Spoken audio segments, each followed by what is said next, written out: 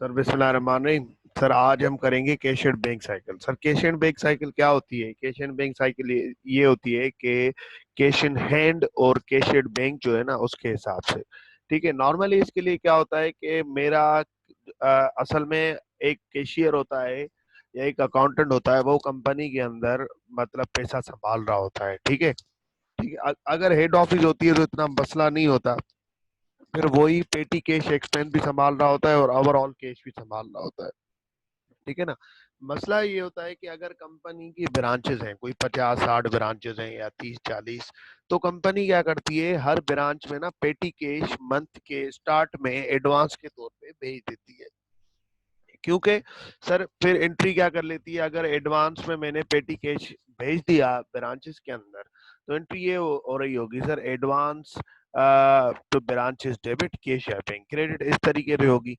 ठीक है ना, एडवांस टू ब्रांच, हमने ब्रांचेस को एडवांस दे दिया, और कैश और बैंक क्रेडिट। और मंथ के एंड पे वही ब्रांचेस क्या करती हैं सर, एडजस्टमेंट उनको भेज देती हैं कि यार हमने ना समरी भेज देती हैं, हमने जो है ना ये जो तुमने एडवांस दिया था ना, इतने से इतने के जूस मंगवाए, इतने से इतने का दूध मंगवाया, इतने से इतने की चाय पी हमने, इतने की फोटोकॉपी करवाई, मेहमान आ गए तो ये करवाया। सर ये सारी चीजें ना जो छोटे मोटे खर्चे होते हैं ना, फोटोकॉपी हो गई सर, मेहमान आया उसको जूस या पेन का डब्बा ले लिया हमने, या छोटे मोटे जो चिल्लर चिल्लर से काम होते हैं ना, वो पेटी कैश में से किए जाते हैं। अब सीन ये है कि पेटी कैश एक्सपेंस जो होता है उसमें से जैसे हमने किसी को भेजा, किसी सर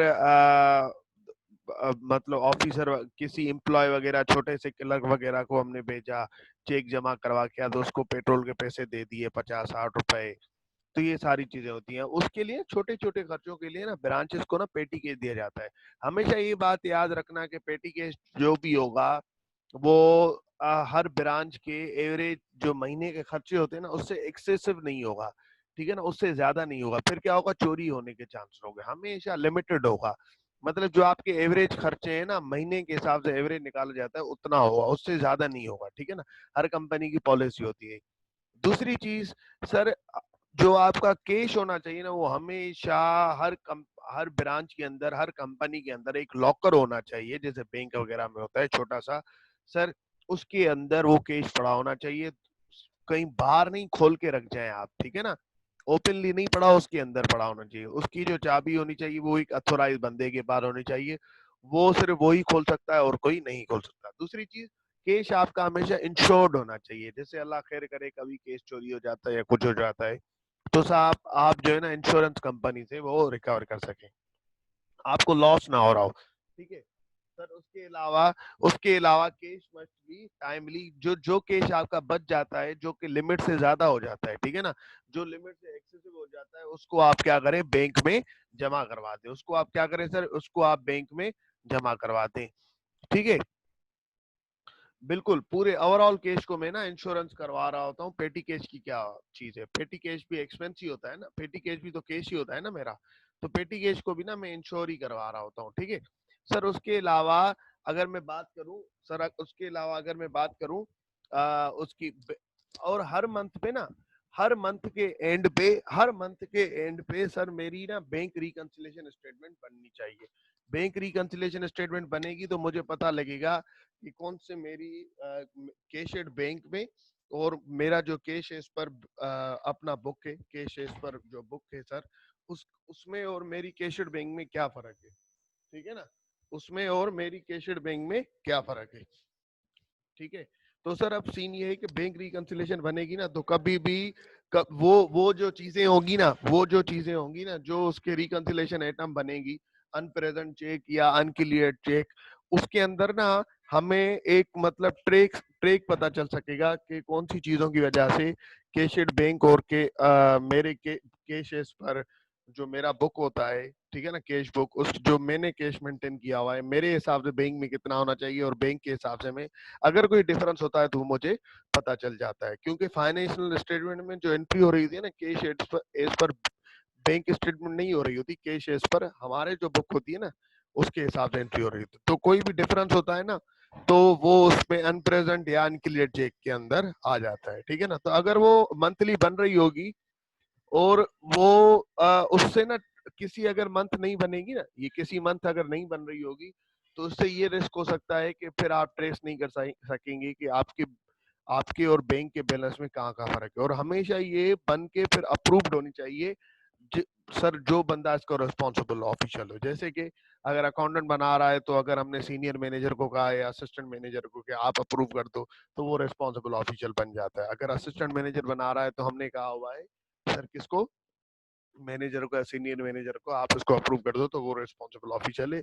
सीएफओ भी अप्रूव कर रहा होता है बहुत सारी कंपनी में, ठीक है ना। सर दूसरी चीज कि पेटी कैश एक्सपेंस जब भी ब्रांचेस को हम दे देते हैं, तो बदले में जब उनकी समरी लेते हैं ना, एडवांस के बदले में मंथ हमने दे दिया 1 मई को उनको 50,000। अब 31 मई को या जून की 1 को हम ना पूरे मई की समरी ले रहे होंगे, भाई तुमने कहाँ कहाँ खर्चा किया, तो हमें बताएंगे 50,000 हमने, 50,000 में से हमने इतना खर्चा किया, इतना खर्चा किया, इतना खर्चा किया। वो सारे जो भी खर्चे होंगे ना, उन सबके बनेंगे वाउचर्स, ठीक है ना। वाउचर्स एक कंपनी का एक अपना वाउचर होता है, उसके अंदर लिखा होता है पेमेंट हमने कहाँ की, ठीक है ना। वाउचर तुम लोगों ने देखा होगा बहुत सारी कंपनीज के अंदर, पेमेंट हमने कहाँ की, कौन से चीज के अगेंस्ट की, कौन सी डेट पे की, तो वो सारी चीजें सर, वाउचर हमेशा अप्रूव्ड होना चाहिए, ठीक है। दूसरी चीज, उस वाउचर के पीछे ना बिल वगैरह लगा हुआ हो, ऐसे नहीं सिर्फ वाउचर बना के दे दिया, उस वाउचर के पीछे बिल वगैरह लगा हुआ हो। जैसे अगर हमने कोई मैक्स बचत से या सर दाऊद सुपर मार्केट से कोई भी चीज खरीदी, जूस वगैरह खरीदे सर, चाय की पत्ती वगैरह खरीदी, कोई भी चीज हमने की, फोटोकॉपी वाले से कच्चा बिल ही बनवा के दे दिया, लेकिन बिल वगैरह होना चाहिए सर।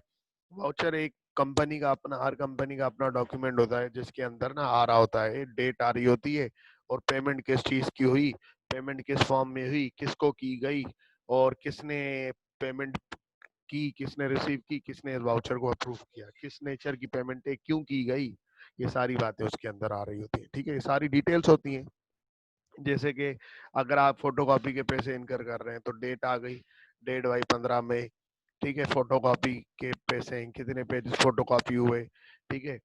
कौन से वेंडर से फोटोकॉपी करवाई गई, ठीक है, किसने करवाई, कितने पैसे दिए गए, और उसके बाद ये अप्रूव, और प्रिपेयर किसने किया वाउचर, जो उसका रेस्पॉन्सिबल ऑफिशियल होता है वो अप्रूव करता है। हर कंपनी का ना अपना वाउचर होता है, कागज का टुकड़ा होता है, उस पर डिटेल फिल करनी होती है, उसको वाउचर, एक पेमेंट वाउचर होता है, एक रिसिव वाउचर। पेमेंट वाउचर जब पे किया जाता है, जब कंपनी ने पेमेंट करनी होती है। रिसिव वाउचर जब पे किया जाता है, जब फिल किया जाता है, जब कंपनी ने पैसे रिसीव किए, ठीक है। तो सर अब सीन ये है कि हमेशा जो पेटी वाउचर होगा ना, वो सर अप्रूव होना चाहिए रेस्पॉन्सिबल ऑफिशियल से। और दूसरी चीज, हमेशा पेटी कैश वाउचर के पीछे ना बिल लगा हो, इस तरीके से नहीं होगा कि ऐसे ही खाली खाली हमने भर के दे दिया। जैसे कोई भी चीज आप इनकर कर रहे हैं, तो उसके पीछे ना फोटोकॉपी वाले से भी ना बिल बनवा के आप उसके पीछे लगाएं, ठीक है। आवाज सबको सही आ रही है, सबको स्लो आ रही है? सही आ रही है या स्लो आ रही है सबको?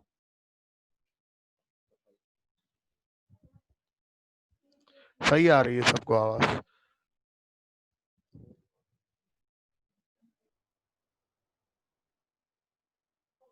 ठीक है। तो सर और जो भी पेटी कैश वाउचर होने चाहिए ना, पेटी कैश वाउचर भी सिक्वेंशियली प्री नंबर्ड होने चाहिए, ऐसे नहीं बीच में कोई वाउचर गायब हो जाए, ठीक है ना। जैसे ये सर, ये एक्सपेंस रिकॉर्ड करने में अगर बिजली का बिल हो गया, तो वो भी पेटी कैश वाउचर में से भरा जाता है, ठीक है। तो सर पेटी के दूसरी चीज, पेटी कैश वाउचर में ना छोटे छोटे खर्चे किए जाते हैं, बिजली का बिल हो गया, फोटोकॉपी एक्सपेंस हो गए सर, पानी की बोतल्स जो आती हैं, हम 19 लीटर की मंगवा रहे होते हैं, उसके पैसे दे दिए हमने, स्वीपर वगैरह को पैसे दे दिए, छोटे छोटे सारे, ऐसे नहीं कोई बड़े एक्सपेंसेस आप पेटी कैश वाउचर में देखा। बड़े एक्सपेंसेस मतलब कि आपने इन्वेंट्री मंगवा ली पेटी कैश में, तो ये नहीं होगा। आपने जो है सर फिक्स एसेट मंगवा लिया पेटी कैश में से, सर 50,000 में थे, कौन सा फिक्स एसेट बेटा, 30,000 का तो आ जाएगा ना, मोबाइल ही मंगवा ली, तो फिर वो पेटी कैश एक्सपेंस आ गया। तो इस हिसाब से ना आप, ये पेटी कैश एक्सपेंस जो है ना, उसके अंदर बड़ी बड़ी चीजें नहीं आ सकती, आपने छोटी छोटी चीजें करनी होती है, ठीक है। अगर इन सारी बातों को रीड करें, तो यही बात होती है। दूसरी चीज के, हेड ऑफिस की तरफ से, या अगर कोई हेड ऑफिस में कैशियर बंदा बैठा हुआ है जो कि आपका केस संभाल रहा है, या अकाउंटेंट, या ब्रांच के अंदर आपका एडवांस केस पड़ा हुआ है जो कि आपने पेटी केस दिया हुआ है, जिसके बाद आपकी या तो कंपनी की ब्रांच होगी, या तो कंपनी की नहीं होगी, नहीं होगी तो हेड ऑफिस में मेंटेन होता होगा, वरना एडवांस के उधर अकाउंटेंट के पास मेंटेन। तो सर इंटरनल ऑडिटर कंपनी का या कंपनी का सीनियर मैनेजर सर वो जाके सरप्राइज उनको बिना बता के, जरूरी नहीं कि मंथ के एंड में, मतलब 15 दिन, कभी भी सर, वैसे हर मंथ एंड पे जाना चाहिए, कभी भी सरप्राइज उनको बिना बता के वो चले जाएं और सरप्राइज कैश काउंट करें। हाँ भाई, तूने कितना कैश रिपोर्ट किया हुआ है, तूने अभी रोज उनको ना रोज रिपोर्टिंग करनी होती है, मतलब अपने पास लिखना होता है तूने कितना कैश रिपोर्ट किया हुआ है, तूने balance cash as per cash book तूने लिखा हुआ है ये, और तेरे हाथ में कितना कैश पड़ा हुआ है, और तेरी बैंक में तूने कल कितना जमा करवाया था। तो वो जाके ना सरप्राइज कैश काउंट करना चाहिए। ये लेट सपोज ने लिखा हुआ है मेरे पास 20,000 है, ठीक है ना, तो अचानक से चले गए उसके पास और जाके देखा वाकई इसके पास 20,000 है कि नहीं, बिना उसको बता के, हो सकता है ना झूठ बोल रहा हो, 20,000 दिखा के और पड़े 15,000 हो, 5,000 जेब में रख दिए हो। तो ये सारी बातें हैं, ठीक है ना। उसके बाद सर कैश कैश बुक जो है ना वो रेगुलरली अपडेट होना चाहिए, ठीक है। रोज करना स्टॉक ऑन नहीं, रोज करना नहीं सर, मंथली होना चाहिए, और बिना बता के बिना बता के होना चाहिए। इलेक्ट्रिसिटी का एक्सपेंस भी कितना आता होगा यार ब्रांचेस पे ना, 3,000, 2,000, 4,000, तो ये तो हो जाता है ना। ब्रांचेस वगैरह पे इतनी कोई थोड़ी कोई एसी वगैरह लगी होती है, अगर एसी भी लगवा लो तो सर 10,000, 5,000, ठीक है ना, ये वाला हिसाब किताब सर। उसके अलावा कि आप जो है ना केस बुक जो हो ना वो हमेशा हमेशा रोज रोज ऑन डेली बेसिस पे अपडेट होना चाहिए, ठीक है। अब देखो जो वाउचर्स होते हैं ना, वो जो जो भी हम पेमेंट करते हैं, वो वाउचर्स फिजिकल भी होते हैं, वो सर इलेक्ट्रॉनिकल भी हो, इलेक्ट्रॉनिकली मतलब ऑनलाइन ट्रांसफर हो गया बैंक से, बैंक टू बैंक ट्रांसफर, ठीक है, या आपने चेक के फॉर्म में पेमेंट की, या तो आपने कैश इन हैंड कैश के फॉर्म में पेमेंट कर दी। तो जो भी चेक के फॉर्म में पेमेंट करें, ऑनलाइन ट्रांसफर करें या कैश के फॉर्म में पेमेंट करें, वो ना सब वाउचर अप्रूव होने चाहिए। ऐसे नहीं कैश के फॉर्म में पेमेंट कर रहा हूँ तो अप्रूव करूँ वरना नहीं करूँ। जब भी कंपनी पेमेंट करेगी, ऑनलाइन करेगी के चेक दे रहा हूँ मतलब ऑनलाइन कर रहा हूँ, या तो सर ऑनलाइन फॉर्म में कर रहा हूँ मैं, मतलब ट्रांसफर कर रहा हूँ अकाउंट टू अकाउंट, या तो बाय हैंड कैश दे रहा हूँ, जब भी पेमेंट करेगी तो पेमेंट वाउचर बनेगा और वो अप्रूव होना चाहिए, ठीक है। दूसरी चीज ये होती है कभी कभी ना हमारे एम्प्लॉयज जो है वो जैसे आप फर्म वगैरह में जाएंगे ना, तो सर फर्म वगैरह आप क्लाइंट वगैरह के पास जाएंगे तो ये सारे खुद आप खर्चे बियर करेंगे। उसके बाद जैसे क्लाइंट खत्म होगा आप वापस आएंगे फर्म, और ना फर्म वालों को ना एक वाउचर बना के देंगे, पेमेंट वाउचर, वो आपको ना जो आपका खर्चा लगा है ना वो आपको रिम्बर्स करेंगे। अब खर्चे की उनकी लिमिट होती है, ऐसे नहीं कि मैंने बस बोल दिया मुझे 3,000 रिम्बर्स करो, इस तरीके नहीं होगा। एक लिमिट होती है कि यहाँ से लेके यहाँ तक अगर इस एरिया जाओगे तो इतने किलोमीटर के इतने रुपए मिलेंगे पर डे, तो ये हिसाब किताब होता है। अगर कोई एम्प्लॉय जो है कंपनी के अंदर पेट्रोल के पैसे भर के आया है या फोटोकॉपी करवा के आया है या खुद से घर से कोई चीज खुद से अपने पैसों से करके आया है कंपनी के लिए, ठीक है ना, वो सोच रहा था यार वैसे ही मुझे जाना था, मैं वहां से बैंक से गुजर रहा था, मैंने सोचा कंपनी का ब्रांच का इंटरनेट का जो बिल है ना वो पे करवा लूं, 2,000 3,000 का जो बिल है इंटरनेट का वो पे करवा दूं। तो वैसे ही मुझे जाना था, अभी घर से आ रहा था तो बैंक हाथ साइड में पड़ गया, मैंने सोचा पे करवा दूं। अब उसने ना अपने पर्सनल जेब में से पैसे भर लिए, जब जेब में से पैसे भर लिए अब कंपनी को उसको पैसे देने, जब भी इस तरीके का सीन होगा ना तो उसको बोला जाएगा रिम्बर्समेंट ऑफ वाउचर। जब भी रिम्बर्समेंट हो रही हो वो भी अप्रूव होनी चाहिए, ठीक है। दूसरी चीज, जब भी मतलब केस मतलब केस जब काउंट हो रहा हो ना सर, बिल्कुल टीए भी इसी से मिल रहा होता है बेटा, रोज का जो टीए होता है रोज का, ठीक है ना, वो इसमें से मिल रहा होता है, लेकिन जो टीए सैलरी में आ रहा होता है ना वो इसमें से नहीं मिल रहा होता, ठीक है ना। रोज का मतलब अगर कोई एम्प्लॉय जो है वो मतलब जो रोज के छोटे मोटे खर्चे होते हैं, अगर अगर आपने उसको अचानक भेज दिया कहीं, मतलब तो इस हिसाब से। दूसरी चीज के सही है, दूसरी चीज ये होती है कि आप क्या करें कि दो बंदे होते हैं कैश में ना, कि एक बंदा कैश काउंट करता है, दूसरा बंदा कैश बुक के अंदर रिकॉर्ड करता है, सही है ना, ये कंट्रोल होता है। ये सेग्रीगेशन और ड्यूटीज होनी चाहिए, ऐसे नहीं कि एक ही बंदा रिकॉर्ड करे और एक ही बंदा काउंट करे, फिर ना वो क्या करेगा, कुछ लिखेगा कुछ और फिजिकल में कैश कुछ और पड़े होंगे और उसके जेब में कुछ और पैसे जाएंगे, ठीक है ना। तो हमेशा दो बंदे होने चाहिए, एक बंदा काउंट करे, दूसरा बंदा क्या करे, सर लिखता जाए। सर फिर ये दोनों मिलके भी तो फ्रॉड कर सकते हैं ना, वो अलग बात है, लेकिन फ्रॉड के चांसेस फिर कम हो जाते हैं। अगर एक बंदा होगा तो फिर वो क्या करेगा, लिखेगा 20,000, रियल में होंगे 30,000, 10,000 जाएंगे उसके जेब में, ठीक है ना। तो ये हिसाब किताब होता है, वो ऐसा कुछ भी कर सकता है। लेकिन अगर सेग्रीगेशन ऑफ ड्यूटीज होगी, सेग्रीगेशन ऑफ ड्यूटीज मतलब इस काम को हमने बांट लिया, रिकॉर्ड करेगा कोई और केस गिनेगा कोई और, ठीक है ना, या केस रिसीव करेगा कोई और, रिकॉर्ड करेगा कोई और, ठीक है ना। तो ये हिसाब किताब होगा तो फिर चोरी होने के चांसेस कम हो जाएंगे, ठीक है। सर इसको ना रीड कर लें इन 16 पॉइंट्स को, तो फिर एक सवाल हम करते हैं, ठीक है। 5 मिनट दे रहा हूँ, इसको रीड कर लें तो एक सवाल करते हैं, और कोई क्वेश्चन हो तो पूछ लें। सर ये जो चीजें हमने पढ़ी, ये जो सारे मैंने आपको चीजें समझाई, उसके अंदर ये सारी कंट्रोल एक्टिविटीज थी। अब इन कंट्रोल एक्टिविटीज का फायदा क्या है, कंट्रोल ऑब्जेक्टिव, वो आप यहाँ से देख लेंगे, जो कि मैं आपको उर्दू में बता चुका हूँ। आप इसको यहाँ से एक दफा रीड कर लें, कंट्रोल एक्टिविटीज, उसके सामने कंट्रोल ऑब्जेक्ट, पेटी कैश के देख लें, तो उसके बाद कैश एंड बैंक के भी देख लेते हैं। मैंने कवर किया कैश एंड बैंक को और पेटी कैश एक्सपेंस को एक ही साथ, मैंने पेटी कैश और कैश इन बैंक को एक साथ ही कवर कर दिया है, ठीक है ना। यहाँ पे ना अलग अलग से लिखा हुआ है, तो आप यहाँ पे अलग अलग किया हुआ है, तो पेटी कैश को यहाँ से देख लें सर आप। कंट्रोल एक्टिविटीज और उसके कंट्रोल एक्टिविटीज वही है जो कि मैंने करवाई है, लेकिन इसके फायदे क्या हैं जो कि उर्दू में मैंने बताया आपको समझाते वक्त, लास्ट जो डॉक्यूमेंट था उसके कंट्रोल ऑब्जेक्ट आप यहाँ से रीड कर लें तो अंदाजा हो जाएगा लिखना कैसे है। मैं आपको 5 मिनट दे रहा हूँ सर, आप इसको देख लें जल्दी से, तो सवाल कर लें फिर हम।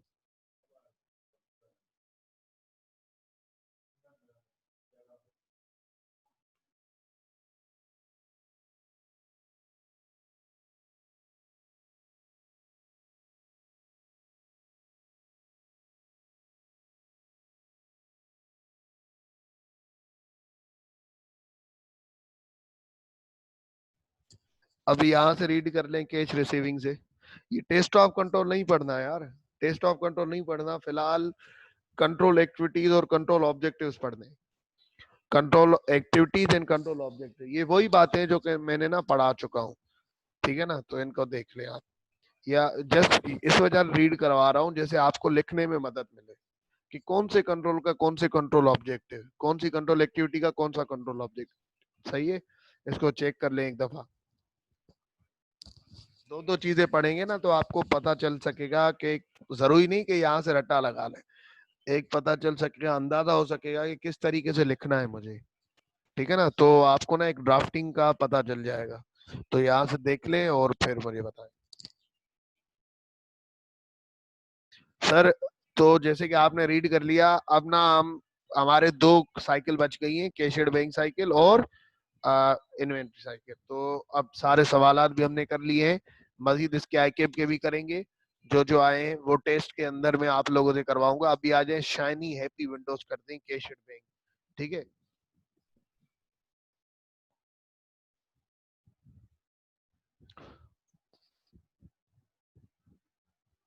ये आ गया सर शाइनी हैप्पी, ठीक है। तो सर